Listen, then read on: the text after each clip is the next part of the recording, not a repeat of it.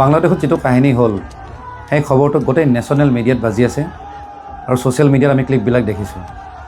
এজন হিন্দু মানুহক, তেওঁৰ নাম হ'ল দীপু চন্দ্ৰ দাস, তেওঁ জিন্দাই গছত ওলমাই জ্বলাই দিছে। মেইনলি তেওঁক হত্যা কৰা হৈছে এটাই কাৰণ, সেইটো হ'ল তেওঁ হিন্দু আছিলে।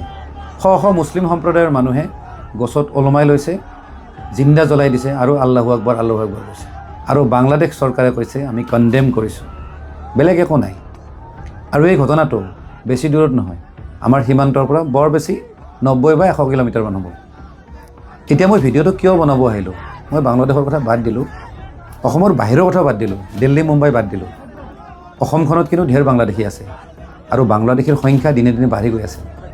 মই বা আপুনি এইটো গেৰাণ্টি দিব নোৱাৰে যে অসমত তেনেকুৱা কাণ্ড নহ'ব, কাৰণ অসমৰ পপুলেশ্যনৰ ডেম'গ্ৰাফিক যি ধৰণে চেঞ্জ হ'বলৈ গৈ আছে বা হৈ আছে, অসমত এনেকুৱা ঘটনা হোৱাটো চিয়ৰ। খং ক'ত উঠে জানেনে? যিবিলাক মানুহে লিবাৰেল, কিবা ছেকুলাৰ, কিবা ধৰ্ম নিৰপেক্ষ এনেকুৱা ধৰণৰ ডাইলগ দি থাকে, সেইবোৰ মানুহে কিন্তু এইবিলাক সময়ত মাত নামাতে। সেইকাৰণে এটা কথা কওঁ দেই, এইখন যিখন চৰকাৰ আছে বিজেপি চৰকাৰ, হিমন্ত বিশ্ব শৰ্মাৰ চৰকাৰ বুলি ক'লোঁ, এইখনক কিন্তু আমি কেতিয়াবা ছাপোৰ্ট কৰিব লগা বাধ্য হৈ যাওঁ। কাৰণ বাকী যিকেইটা দল আছে নহয়, কংগ্ৰেছেই হওক বা অসমৰ জাতীয় পৰিষদ বা ৰাইজৰ দল, এইবিলাকে কিন্তু এনেকুৱা ধৰণৰ বিষয়ত মাত নামাতে। কাৰণ তেওঁলোক স্বাৰ্থপৰ, তেওঁলোকে নেক্সট টাইম ভোট নাপাব, তেওঁলোকে ভাবিব যে মুছলিম সম্প্ৰদায়ৰ মানুহে ভোট নিদিব।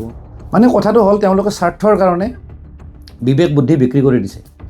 আজি উচ্ছেদৰ ক্ষেত্ৰত দেখি আছোঁ বেছিভাগে অবৈধ বাংলাদেশী। কেব যেতিয়া আনিছিলে বহুত মানুহে কা আন্দোলন কৰিছিলে, মই কিন্তু কৰা নাছিলোঁ। কাৰণ পাকিস্তান হওক বা আফগানিস্তান হওক বা বাংলাদেশতে হওক, এইবিলাক কাউণ্ট্ৰিত কিন্তু যিখিনি মাইনৰিটি আছে, মানে হিন্দু মানুহৰ ওপৰত বহুত বেয়াকৈ অত্যাচাৰ হয়, মঠ মন্দিৰ ভাঙি দিয়ে। গতিকে সেই মানুহখিনিক মানৱতাৰ খাতিৰত কমচে কম আমি ছাপোৰ্ট কৰাটো দৰকাৰ। আৰু সেই ছাপোৰ্টটো দি আছে এই চৰকাৰখনে, বিজেপি চৰকাৰখনে। সেইকাৰণে মই কৈছোঁ এই চৰকাৰখনক মই ক'ৰবাত নহয় ক'ৰবাত মই ছাপোৰ্ট কৰি দিম, উপায় নাই। এই ভিডিঅ'টো দেখি কিছুমানে হয়তো মোক কমেণ্ট কৰিব পাৰে যে মই বিজেপিৰ দালাল হৈছোঁ, হিমন্ত বিশ্ব শৰ্মাৰ দালাল।